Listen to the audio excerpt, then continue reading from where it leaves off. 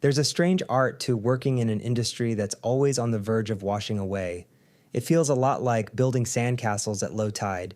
You get absorbed in the craft of packing the sand, carving the details, feeling a flicker of pride as a turret takes shape. You know the tide is coming, but the act of creation feels so immediate and so important that you push the inevitable from your mind. For now, this is real. For years, this has been the silent agreement. We operate with a kind of managed chaos, celebrating the adrenaline of opening night. The mantra is, the show must go on, and we marvel at our ability to pull it off, time and again under the most grueling of expectations. But after the applause fades and the adrenaline subsides, you're left looking at the same crumbling foundation, the same cracks you just frantically papered over, and you start to wonder if what you're doing is building something beautiful or simply getting really, really good at triage. Keep reading thoughts like this. One thoughtful essay every Sunday morning. Subscribe. No spam. Unsubscribe anytime. The pandemic didn't create the cracks. It just let the tide come all the way in for a moment. For the first time, everyone could see how precarious it all was. And now, as we rush to rebuild the same structures, the exhaustion feels different. It's heavier, tinged with the knowledge that we're not just fighting the next deadline, but a systemic gravity that keeps pulling us back under. The cult of a clean finish. In so many fields, we are judged almost exclusively on the final product. The audience sees the flawless performance, the client sees the polished deck, the public sees the seamless event. What they don't see, and what we're culturally conditioned to hide, is the frantic, often brutal effort it took to get there. This obsession with a perfect finish creates a culture where acknowledging a systemic flaw feels like a personal failure. The work becomes centered around a kind of hero complex, where we celebrate the person who pulls an all-nighter to fix a server or rebuild a prop that broke at the last minute. We rarely ask why the server was so vulnerable or why the prop was so fragile in the first place, because crisis becomes its own kind of validation, proof that we can handle the pressure. We internalize the idea that personal sacrifice is just part of the process, a rite of passage disguised as paying your dues or having grit. This creates a damaging feedback loop where the people who are promoted are the ones who have best tolerated the dysfunction. They, in turn, look for the same tolerance in others, mistaking a high capacity for burnout as a sign of commitment. There's a collective amnesia that sets in the moment a project is complete. In the flush of success, all the near disasters and human costs are reframed as challenges we overcame.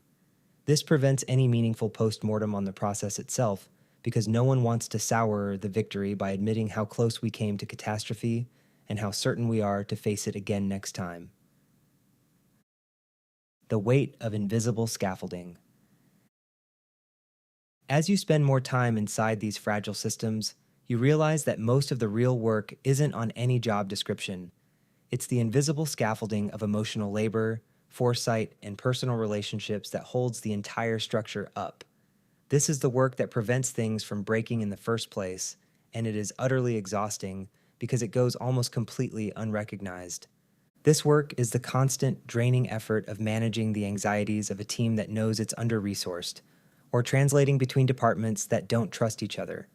It's serving as the human buffer for systemic flaws, absorbing the friction so the project can keep moving. This emotional labor is why you go home feeling drained even on a slow day. You've been carrying the weight of the structure, not just your specific tasks. Critical knowledge begins to live only in people, not in processes. When a system is unstable, the official handbook is useless. The real workarounds and solutions exist only in the heads of a few key individuals who know how things actually get done. This makes them indispensable, but also traps them. And when they inevitably burn out and leave, they take the scaffolding with them, making the whole structure even more precarious for whoever is left. We praise teams for being resilient, but what we're often celebrating is their ability to absorb an unhealthy amount of chaos without complaining. True resilience shouldn't be about an individual's capacity to endure hardship. It should be the system's ability to function without demanding heroic, unsustainable sacrifices from the people within it. Putting down the shovel. So, what happens when you stop? When you refuse to be the hero, to patch the leak, to build another beautiful sandcastle you know is doomed? It feels like failure. It feels like letting everyone down. But maybe it is the most responsible, most constructive thing a person can do. Maybe the only way to get everyone to look at the tide is to stop pretending you can hold it back by yourself.